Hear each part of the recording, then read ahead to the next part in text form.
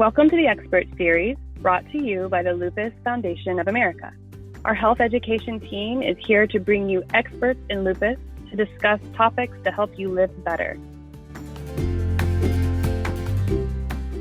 Thank you for tuning in today.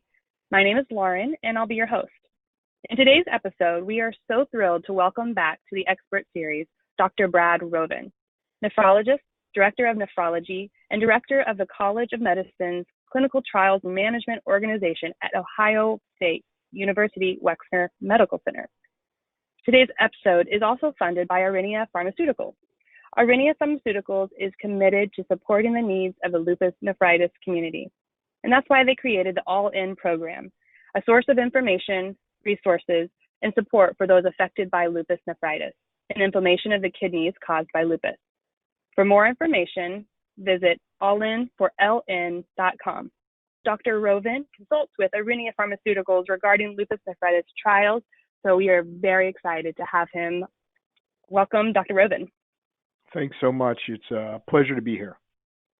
Thank you. Well, I'm going to jump right into our questions. It's a very exciting time for research for the kidneys and for people with lupus who've been wanting some solutions and wanting to know how to live better with lupus nephritis. So I really am excited to see what you have in store for us today.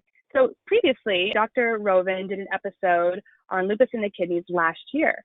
Dr. Rovin, you mentioned in this episode that about 30 to 40% of people with lupus will have some kind of kidney involvement upon their diagnosis of lupus. So my first question is, can you tell us a little bit about lupus diagnosis and what to expect if someone is told that they have lupus, but it's already begun to attack their kidneys? What is that range of complications, and what is someone to expect on that first initial diagnosis visit? So this is really a variety of ways that this can manifest in the patient with lupus. A lot of the time, and always, I should mention to the patients who are listening, your physician who is monitoring you for your lupus should check your urine and some blood tests whenever they check you out for lupus to make sure that the kidney is okay, or to see if the kidney has become involved. And generally, that can be very subtle. So patients can have some abnormalities in the urinalysis, such as bleeding. And this amount of blood is generally small enough that you cannot see it with the naked eye, but we can see it under the microscope.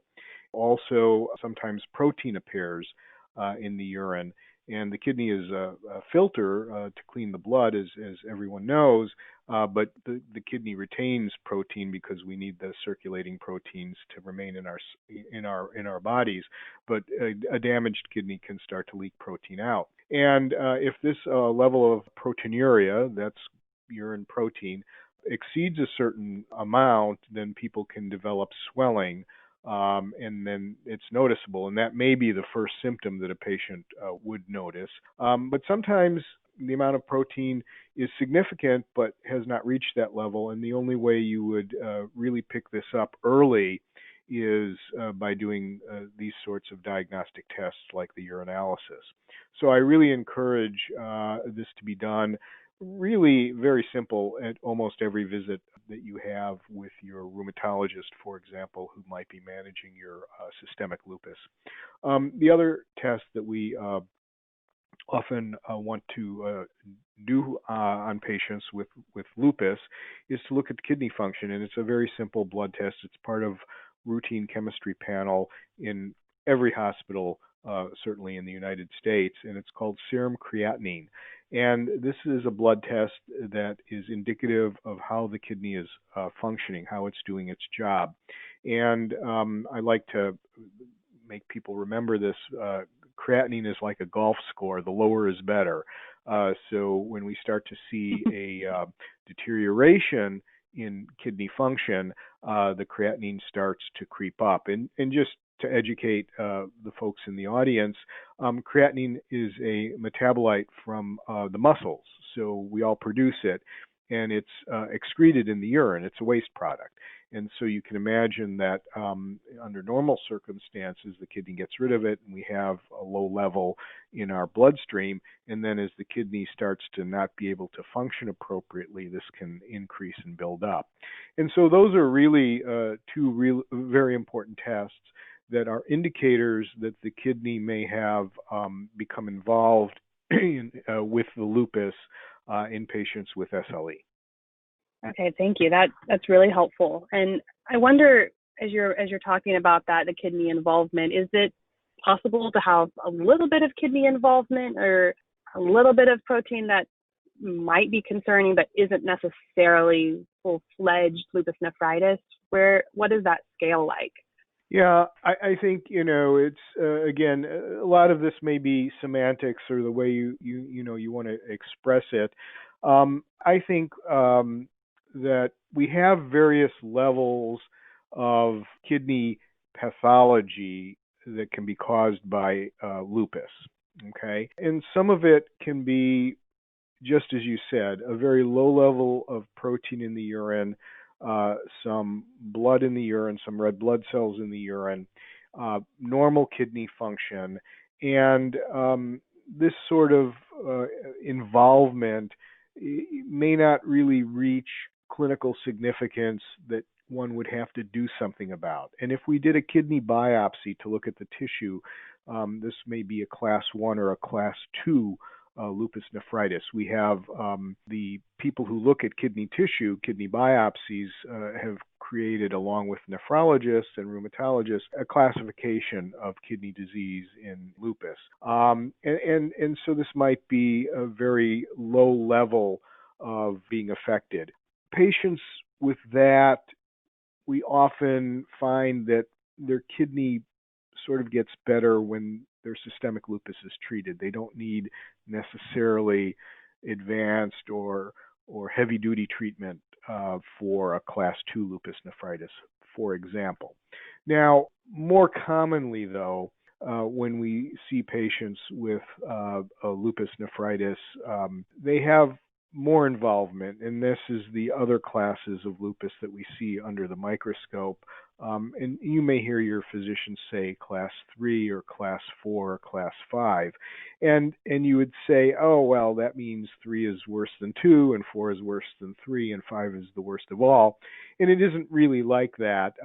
That's really means different types of lesions that we see under the microscope. And in fact, class 3 and 4 tend to be the most aggressive forms of lupus nephritis. They can be very inflammatory, and they almost always require treatment. So you would never simply watch a patient with class 3 or 4. They almost always require additional treatment besides what the patient may be getting for their systemic lupus. So if you start to look at really, if I were to do a kidney biopsy of patients with lupus who are asymptomatic, you can actually find in many, many patients some deposits of immunoglobulin or immune complexes. These are the antibodies that are sort of attacking the body in lupus, the autoantibodies as they're often called. They often do deposit in the kidney. So I would say that most people have some very mild involvement of the kidney, and many of those patients never come to clinical attention with respect to the kidney because it doesn't proceed any further. How a patient goes from very little bit to actual clinical lupus nephritis is a very good question, and something that's undergoing active research, how a person will be predisposed to doing that versus never having a clinically important manifestation in their lifetime. So I think some of these are open questions, but I generally in my practice, I take most forms of lupus nephritis pretty seriously and try to distinguish what type of lupus is affecting the kidney, and that often does come up to needing a kidney biopsy, which I'm sure we'll talk about later. But anyway, the point is that then I use that information to decide on sort of a personalized treatment plan for that patient. And sometimes it is nothing more with a very low level of involvement than just continuing the patient on the therapy that they might be getting for their systemic lupus. Great. That's really helpful to kind of clarify that spectrum. And it seems like what you said, it's an open question. There's ongoing research for this, and that's why it's important for people to be involved in research and for that to continue so that we can know more about it. You mentioned people maybe having the class 1 or 2 and maybe being able to continue the treatment that they already have for lupus.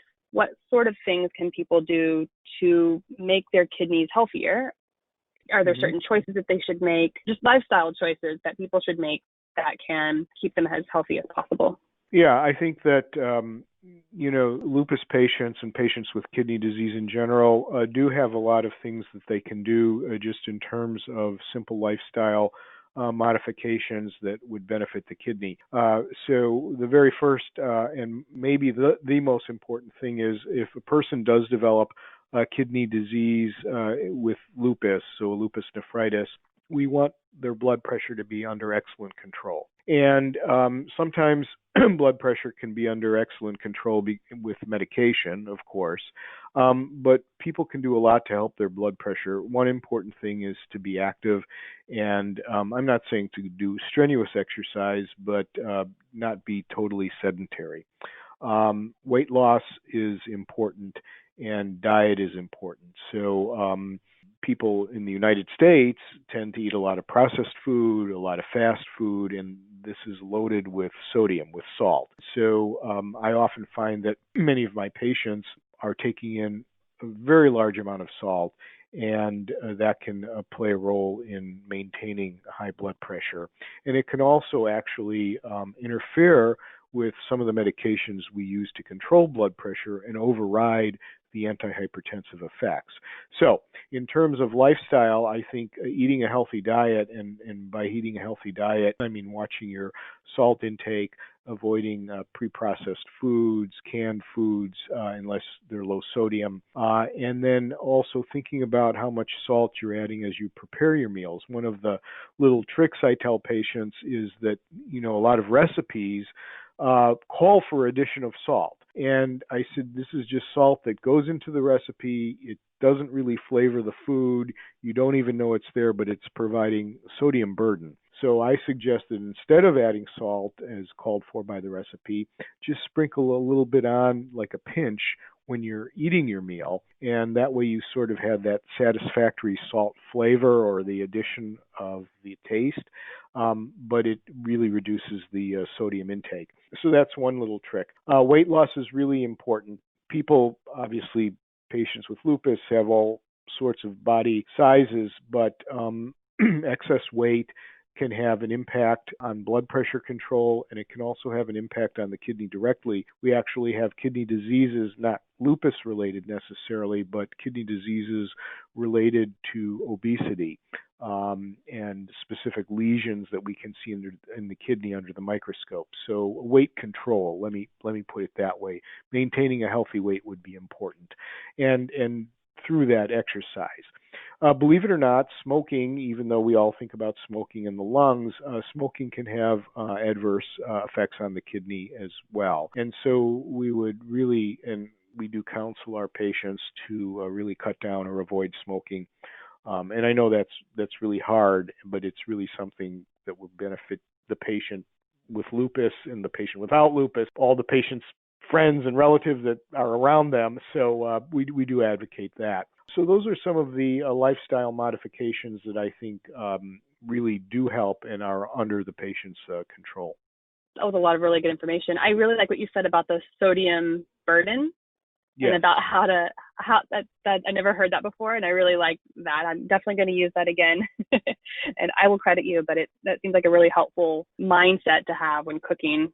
It gives people a little bit more power over what they consume. It really is. It really is. And the thing is that patients should discuss that with their significant others or whoever's preparing the meals. A lot of times, I convey this information, and it may not be, that person may not be preparing the meals, but I said, talk this over with your spouse, who does the most meals, that sort of thing. One other thing that I think is important with respect to that, a lot of my patients are, lupus affects young women mostly.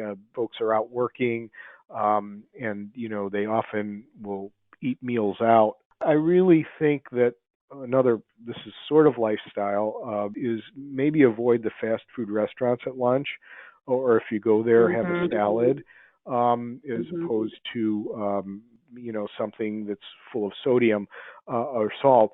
And then when you go to fancier restaurants, and a lot of patients, myself included, and I know this is an unusual time in our history where we're not all going to restaurants as often as we used to, but nicer restaurants, if you say, I would like my meal prepared, to be low salt, they will really make an effort to do that. And it's a very useful thing. People may not have even thought about that when you're talking to your wait staff and say, I have a medical condition. I would really appreciate the salt to be restricted. And the most restaurants that prepare meals will actually accommodate you. So that's another sort of little trick that you can use. That's a great tip.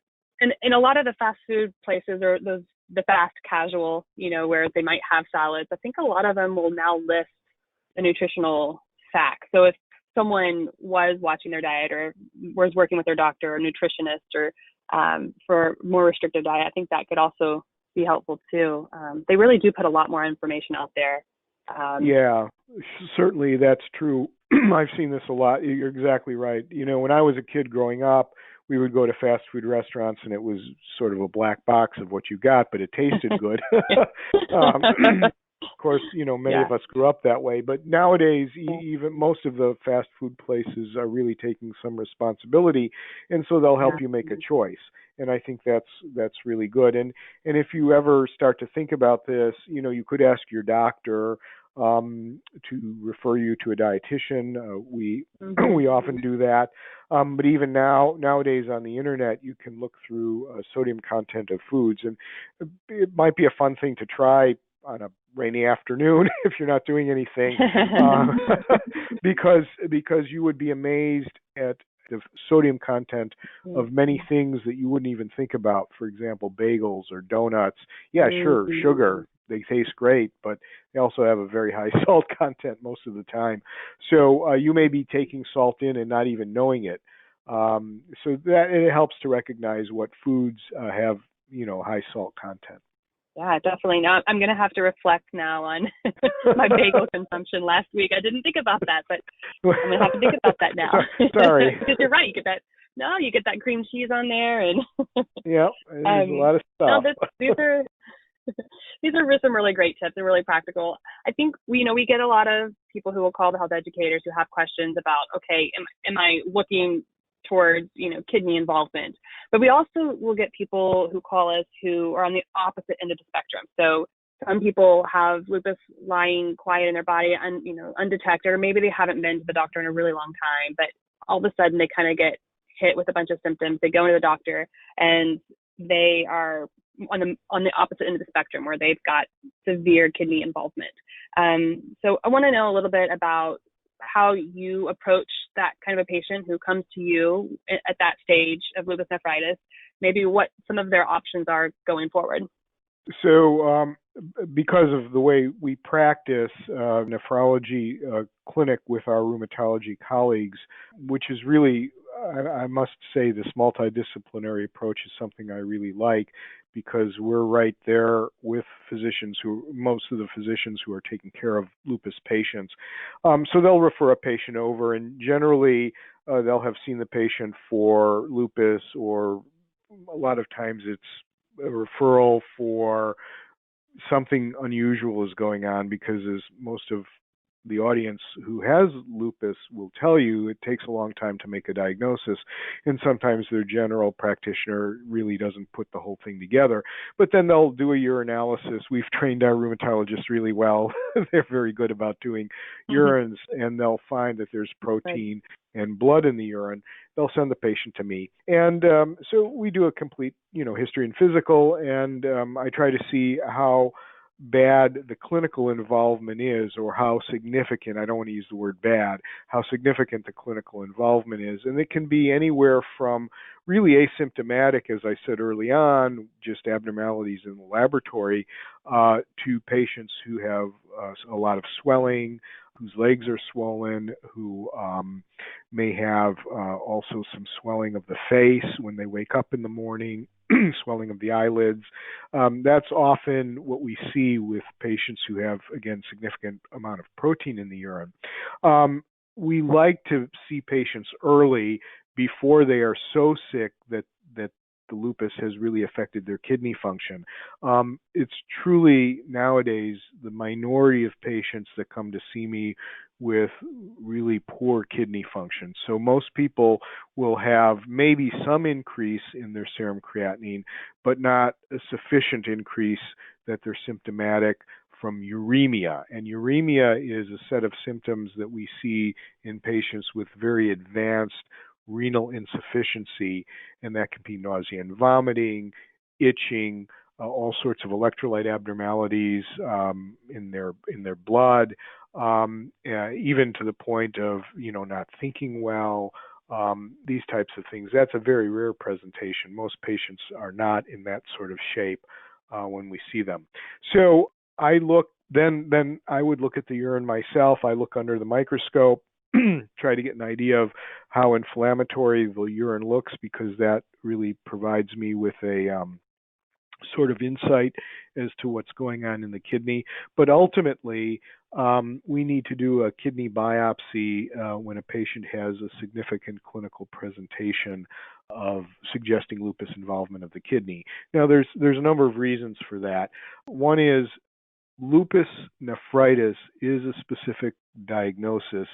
And just again for the audience, this is where we see these autoantibodies, which is part of lupus. Your immune system is attacking the body.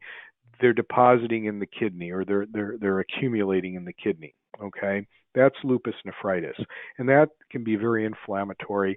But there are other types of kidney involvement with lupus that can be seen on a kidney biopsy and are important and may need to be treated differently.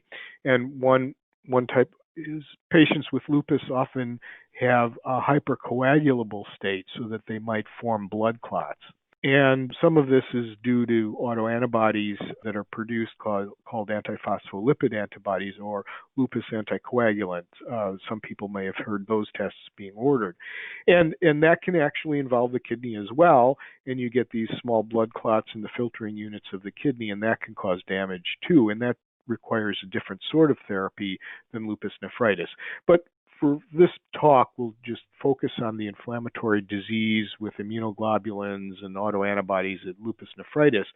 So I would generally recommend the patient would have a kidney biopsy. We do the kidney biopsies. It sounds like a barbaric procedure, but it's really very sophisticated. We use a biopsy needle. We do it under ultrasound guidance, where we visualize the kidney, and then we simply ask the patient to hold their breath, and we take a piece of the kidney that we can look at under the microscope. And of course, the patient is anesthetized so they don't feel anything. And this is really critically important. It gives us a lot of information. It allows us to make the diagnosis of lupus nephritis.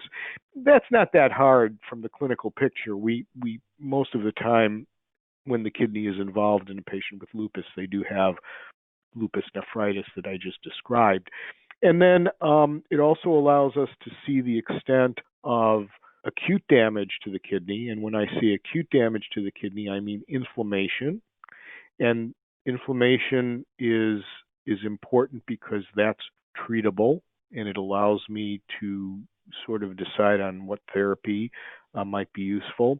And then it also allows us to see if there's a lot of chronic damage. Chronic damage is something we want to avoid because we don't have any way of reversing chronic damage. And although the kidneys have a large capacity to compensate for scarring and chronic damage, eventually that catches up, and then the kidneys can further deteriorate. And we want to avoid that. We want to avoid going on to needing dialysis or transplantation. Right. So this is, and then we talk a lot about this with our patients about how we're going to firm up the diagnosis histologically, looking at the kidney under the microscope, and then what we'll do after that.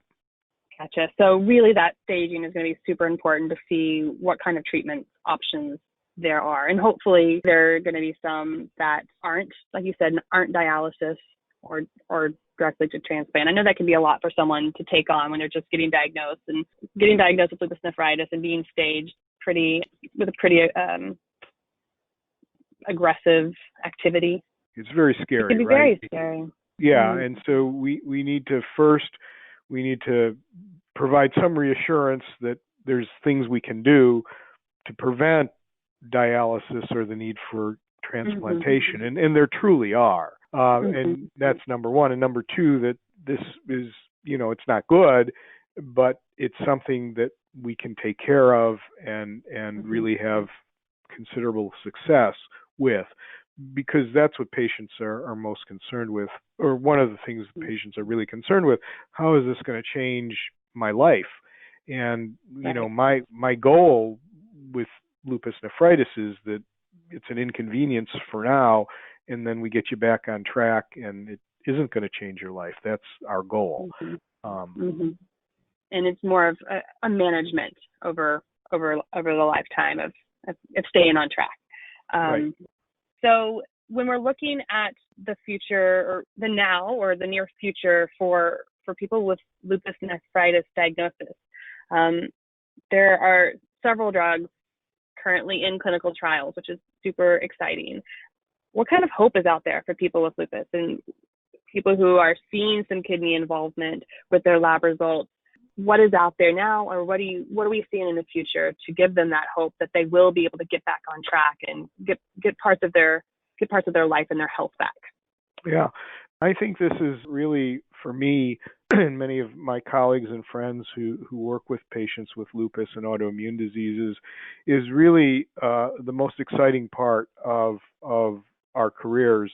There has literally been a renaissance, if you will, in terms of therapies that are coming down the pipeline for lupus nephritis. So just historically, patients that are listening will say, I got lupus nephritis and my doctor gave me a huge amount of prednisone or a huge amount of steroid.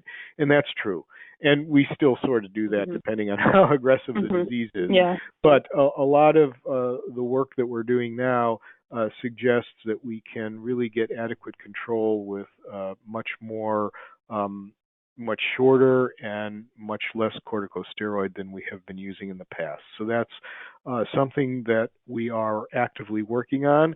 I think we've made some significant strides in the last probably 5 years in understanding how much steroid really needs to be applied. And many of us are using much less corticosteroid, and some of us are thinking that in the future we may be able to avoid or minimize corticosteroids. So that's one good point. Wow. The other that thing would be really great. It would be really great, because nobody likes taking steroids. Are great. Don't get me wrong. They're very important medications, and they do a wonderful job, but they also have a number of side effects that people don't like, and I get that. The other thing is that we've gone from very high doses of drugs like cyclophosphamide, which is a cancer drug. That's how it was developed, but now we use it in autoimmune diseases like lupus. And we found with some clinical trials that occurred a few years ago that we have been giving quite high doses, and that has all sorts of side effects, mainly immunosuppression related. And now we found that you can use lower doses of drugs like that. So we've made progress using sort of the usual suspects of immunosuppression.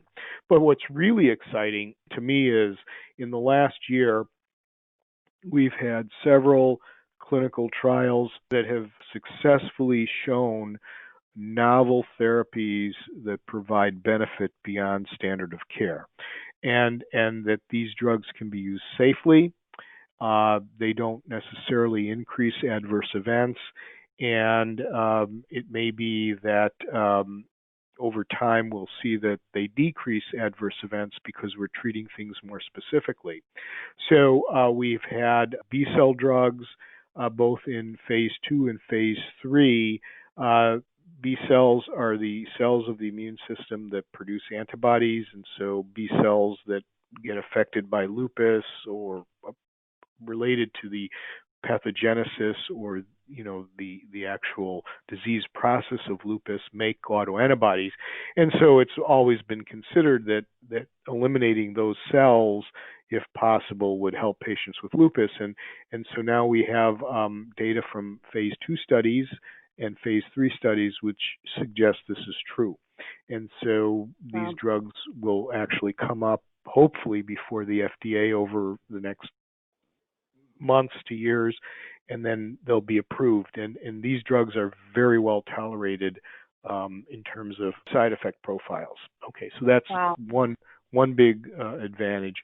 And then with another drug trial that just finished up, phase 2 was successful, phase 3 was successful, and will hopefully also be looked at by the FDA very shortly in terms of approval for lupus, is adding a calcineurin inhibitor. Calcineurin inhibitors are drugs that have long been used in the kidney transplant population to help us with organ rejection, in other words, to eliminate organ rejection and have tolerance.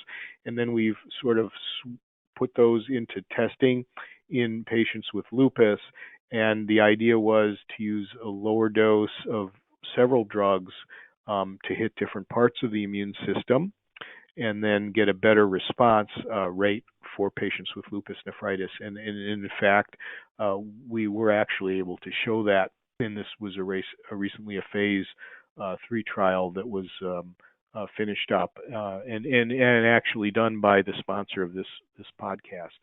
So we are looking to that as another option. So I think what I would say to the patients that are listening are that we have made a concerted effort to use the standard of care drugs in the lowest doses that are effective, and we've made progress in that way.